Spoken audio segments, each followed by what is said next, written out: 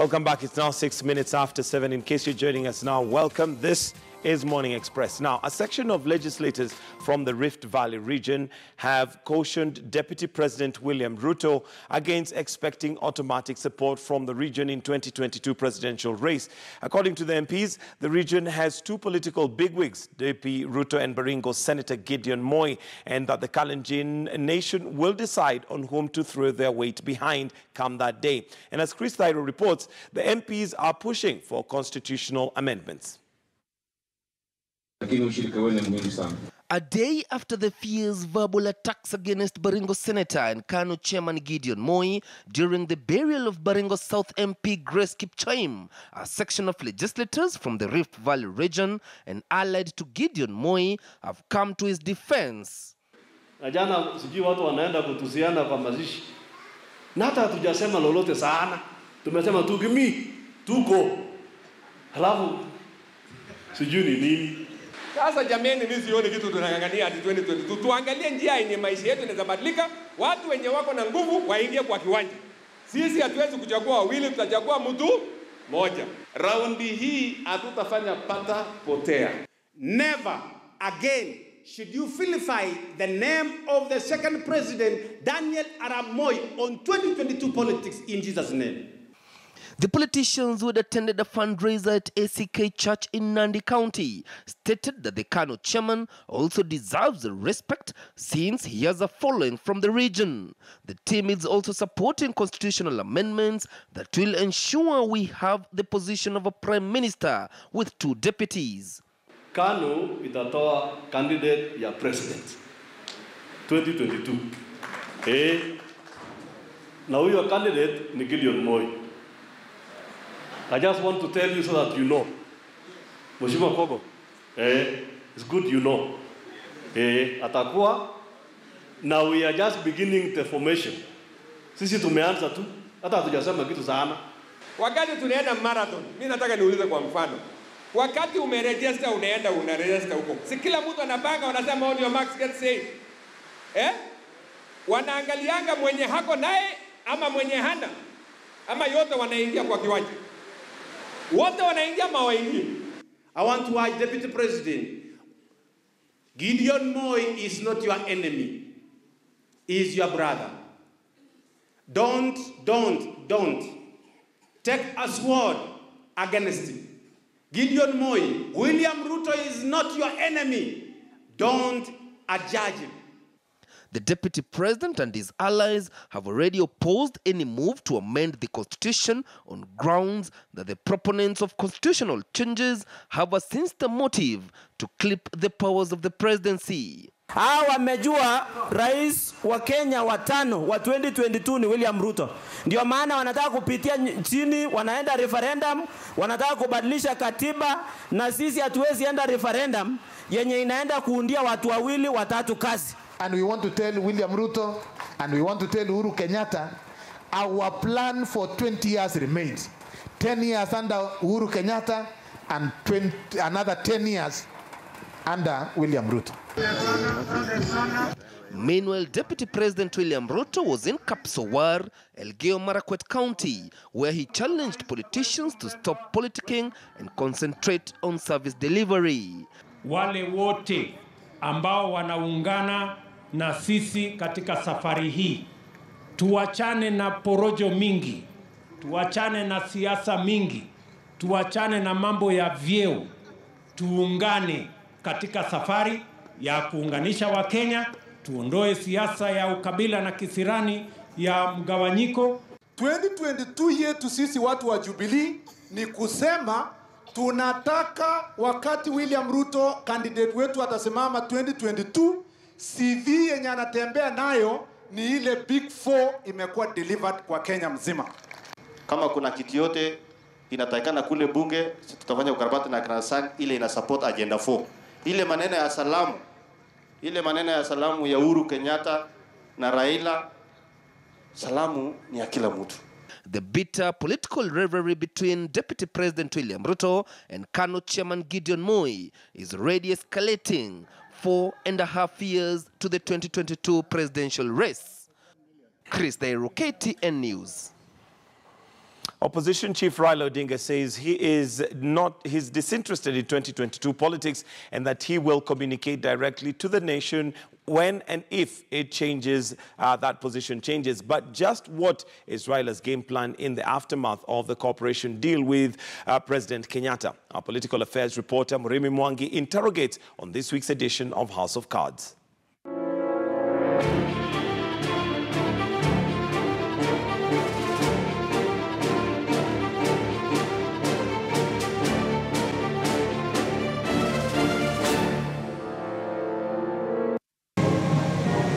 Since his flopped shot at State House in the 2017 polls, which had been dubbed as his last bullet, opposition chief Raila Odinga's detractors and critics alike might have as well warmed up to his retirement.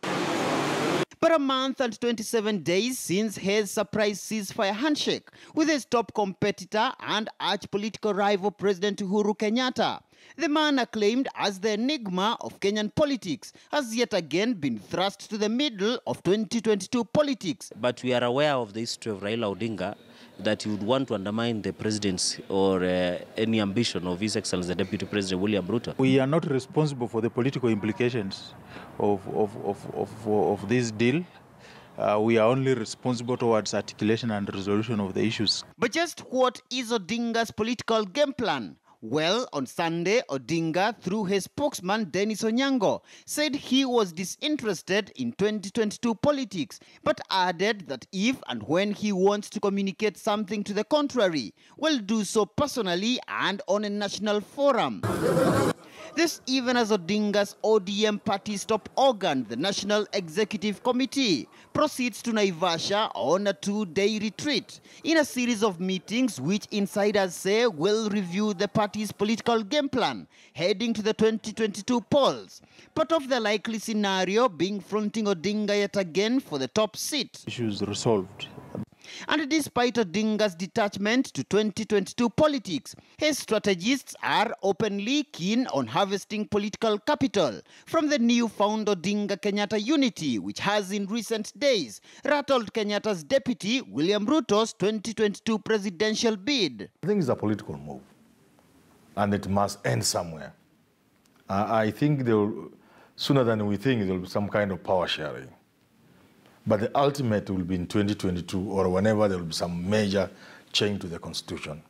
Our ultimate aim is always to extend the frontiers of our sphere of influence.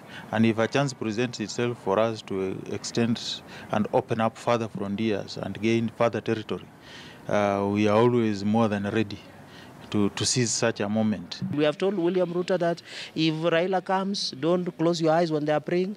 We have even instructed the old men and the religious leaders will get holy water from River Jordan, so that in case Raila Odinga comes within the earshot or within the prisons where Deputy President is, within the office, will come and sprinkle holy water to protect him from the history of destruction of parties.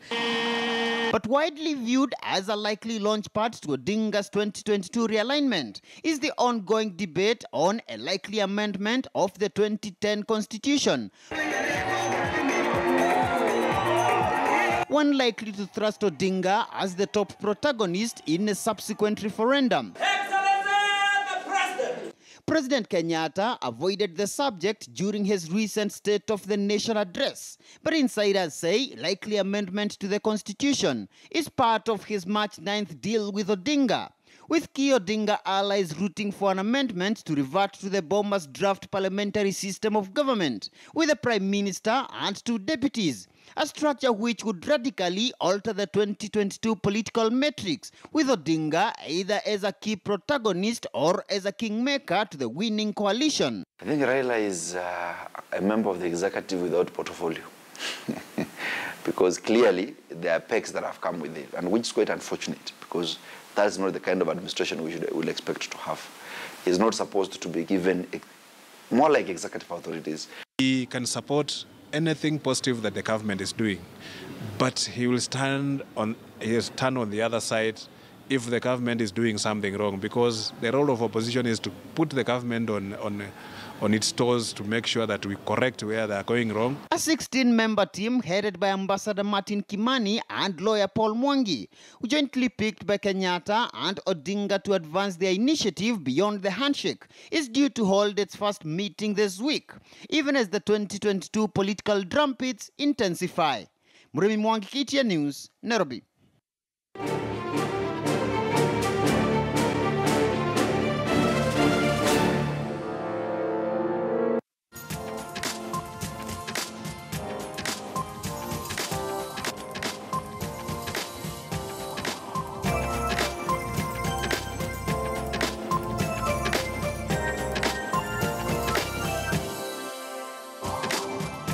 All right, and welcome now. It's time for The Way It Is, and today we'd like to talk about affordable housing. Now, the government plans to build 500,000 affordable houses by 2022.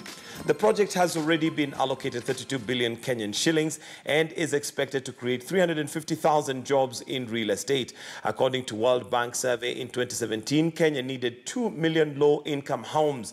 This morning, we want to understand affordable housing. Welcome to The Way It Is. And remember, the question that we're asking you this morning is, what does affordable housing look like to you? What is it that you would consider affordable housing? And I'll just read some of the comments that have come through so far before we begin the conversation and before I introduce the guests that I have this morning to have that conversation. And I have more Funky from Wajir, who says that creating for another position, okay, that is something different, but let me see if I can pick tweets that are directly related to that question. And we have Daniel Kimuyu, who says houses affordable to the minimum wage earner and with all basic amenities with controlled rent inflation, unlike present situation where rent escalates every single month. We also have Bernice, who said affordable housing should be housing that is targeted for low income to middle income earners in a way that they can afford to stay in them. We are tried of the sword of political, indeed, I agree. All right, and that's again to do with matters politics. But do let us know, what does affordable housing look like from where you're seated? Now, to have that conversation this morning, I am joined currently by Dr. Manduku, who is the CEO for National Construction Authority. Good morning and thank you for joining us. Thank you. Manduku, sorry, Dr. Manduku. We also have Dr. Lawrence Esho, who is the chairman for Kenya Institute of Planners. Good morning and thank you for joining us. As we carry on with the conversation, we are hoping to be joined by Charles Hinga Mwaura, who is the PS for Department of Housing and Urban Development. We do know that he was flying into the country this morning, and as a result, there may be slight delays. If he manages to make it on time, we'd like to have him on set as well. But we'll continue with the conversation and keep your conversation online coming. Let me start with you, Dr. Lawrence Esho. And of course, with this ambitious plan by the government, 500,000 units to be built, and this is in different parts of the country. What does affordable housing look like from where you're seated?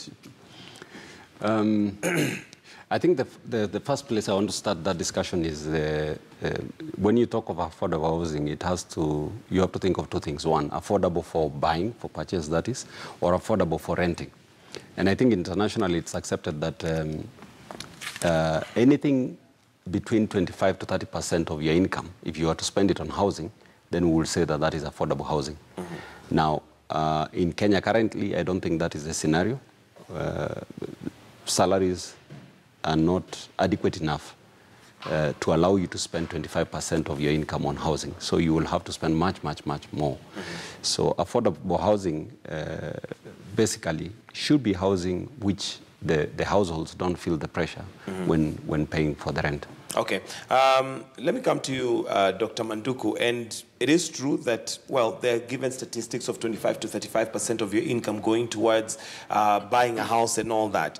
What is it that has made housing in Kenya unaffordable so far, in your opinion? Because it's not just building that is going to change that terrain. There needs to be a bit more than that. So what has made housing very expensive in Kenya so far? Thank you, Mike. I think from where I sit, housing has been expensive in Kenya for various reasons. The first critical reason is the cost of land. our land costs are generally very prohibitive. And we know that from the construction side, land actually accounts for up to 30% of the cost of homes in Kenya. The second reason is the technology that we use. We've not adopted new technologies that are faster and more efficient. And this is mainly because we are still using the archaic British code, which defined housing then, about 50 years ago.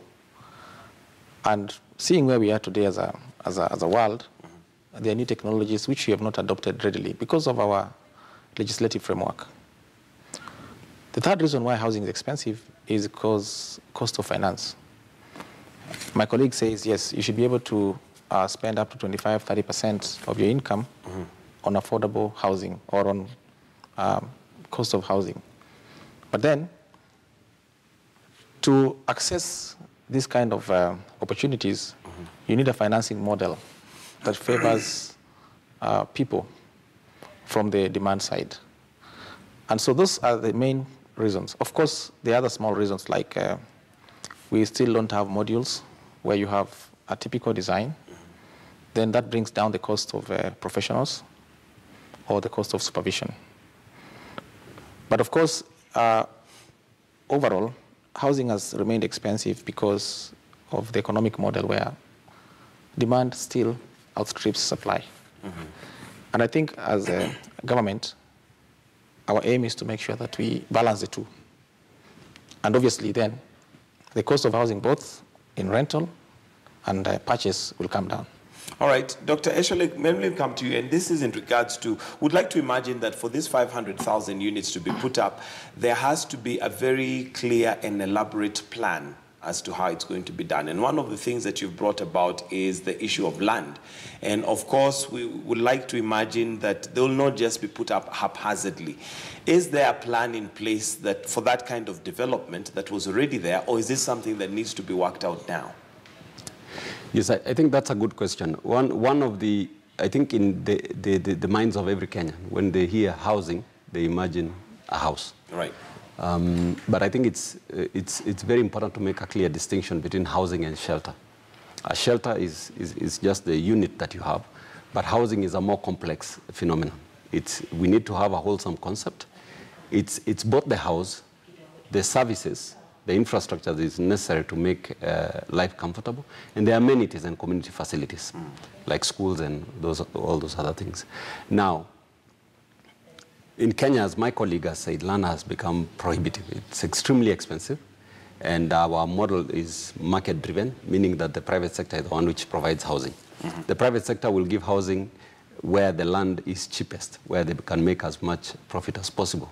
So you will find that low-income housing has tended to be developed in areas where there is far from employment areas.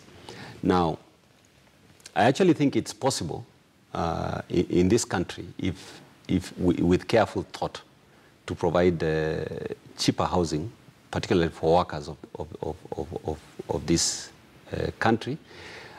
We have, in my view, land banks that are lying not optimized in terms of use. The entire old industrial area, right from the railway station all the way to But is there a plan by the government? Was there a plan Yes. for them to have this housing done? Or is this something that, because one of the things that unfortunately we have as a country, and this maybe is not just unique to Kenya, is that politicians sometimes will make statements that sound very good to the ear. But when we come to the ground, we find that certain things had not been put in place. So from where you are, do you see, was there a plan to have this housing done? Or is it something that needs to start being done now? Because if the plan begins now, then obviously the next 5 years we're not likely to see much progress in that area, because there's still a lot of planning that needs to be done on the ground before the houses come up. I think the plans have been there. For a long time, plans have been developed on how to have low-income housing. And as I was saying, there are land banks within the city. The entire eastlands of Nairobi, for instance, that's old housing stock that needs to be replaced. Fortunately enough, there were enough spaces that could serve as infill spaces for high-rise low-income housing. So the plans have been there. What has been lacking is the implementation. And what I see in this current push by the government in the Big Four agenda is a new push to implement plans. And that's what, as planners, we've been crying out for, that plans lie on the shelf, very good plans, unimplemented. And now, for us, this is a sigh of relief that we are breathing, that finally government has put its money where its mouth is, and is now gearing towards implementing those same plans. So I don't think we are starting from scratch to debate what to do. In fact, if the PS comes here, he'll confirm to you that the plans for Nairobi, for instance, are based on reactivating these, renewing these old residential areas of the city. All right, let me come to you, Dr. Manduku. And one of the other key questions that many Kenyans, of course, will be concerned about is quality, because we've had quite a number of houses tumbling and coming down.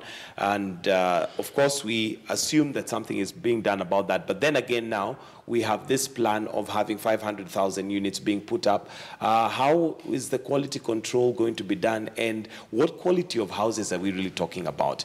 Because what I deem as a comfortable house for me might be different from you and different from him. Let me assure you that as government, we don't take quality for granted. In fact, if you go back to history and just do a synopsis of all the buildings that have collapsed, or any construction that has had issues with quality, I can assure you that 100% of these houses are in private sector. Government is known to adhere to standards. In government, one, we use professionals, right from inception, design, and supervision of our construction. Number two, in government, we adhere to the quality standards. And I can assure you, with this 500,000 housing project coming, and in the eyes of government, not only is the authority going to take a lot of charge, but I can assure you that already there are professionals in government who are involved. I think if you look at issues of quality, they're normally present where professionals have not been involved in either design or supervision, and especially in the supervision. But as government, one of the key areas that we are looking at very keenly is to ensure that every project that is going to come up under this scheme is going to be adequately supervised. Now, in terms of standards, again, I'll tell you, as government, we use various standards. For example, we've got a minimum size of bedroom, we've got minimum size of window, we've got minimum size of heights. These are all defined in our codes, and we adhere to those codes very strongly. And we will not allow anything that does not fit within the accepted standards or norms, either in terms of quality or in terms of specification, to pass through. But again, having said that, as a regulator, the National Construction Authority is now in the whole country. In fact, we have a presence in 28 counties today, physical presence. That means we have an office. And in every office, we've got capacity in terms of technical staff, whose work is to actually look at all the constructions coming up. And we're not going to spare these government projects or this specific agenda just because it's government. We are going to ensure that quality is adhered to. Now, if you look statistically, today in this country, from where I sit, we've got around 11,000 ongoing active sites. And if you jog your mind a bit, you'll realize that even the incidences of collapsed buildings have come down. In fact, buildings that are collapsing today are those that have been long occupied, those that were complete before the National Construction Authority came into force. Now, what am I saying? I'm saying that with increased regulation, or with the presence of the National Construction Authority, incidences of collapses have reduced. In fact, I think in the next few years, we'll have zero incidences. Okay, well, quality there is something that we'll wait and see. But there's also the question of when we talk about this housing, what is the minimum standard? For instance, if you go to the United States, you have prefabs. We also have construction companies right now that are doing prefabs. You also mentioned technology. And we have for a long time in our minds thought of a house being built with brick and mortar, and that basically has been the standard. However, technology has changed. We have now, the technology like polystyrene, which is much lighter, faster, cheaper. Is that something that the government is looking to embrace? I will tell you that today, before the National Assembly, we have the new building code, which has been developed over time by industry players. Now, the new building code is what we call performance specific. That means that we don't define materials as in the old building code. The old building code defined a wall and specified that a wall must be made of brick and it must be 200 millimeter. A roof must be made of clay tiles and it must have a pitch of 22 degrees. Now, the new building code has addressed that specifically. It has now accepted all those technologies. And I can assure you that it's a very vibrant code, and we're just hoping that very soon it will be adopted for use. And we have embraced technology, not just in housing, but in the whole sector of construction. Now, I know that in Kenya today, we have got very new companies that are able to produce or provide this technology. In fact, we've had case studies or tests. If you remember the police housing, a case in point, we have already applied these technologies.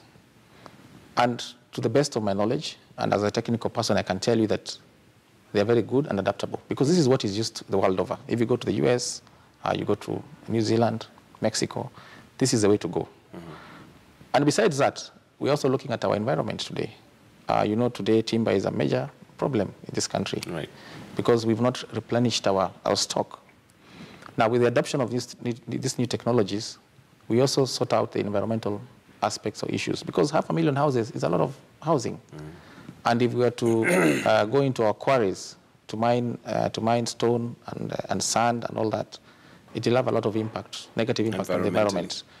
So yes, the new technologies are cheaper, they are faster, and they're very environmentally friendly. Okay, I'll come to cost and how that is going to be brought down, but let me come to you, Dr. Esho.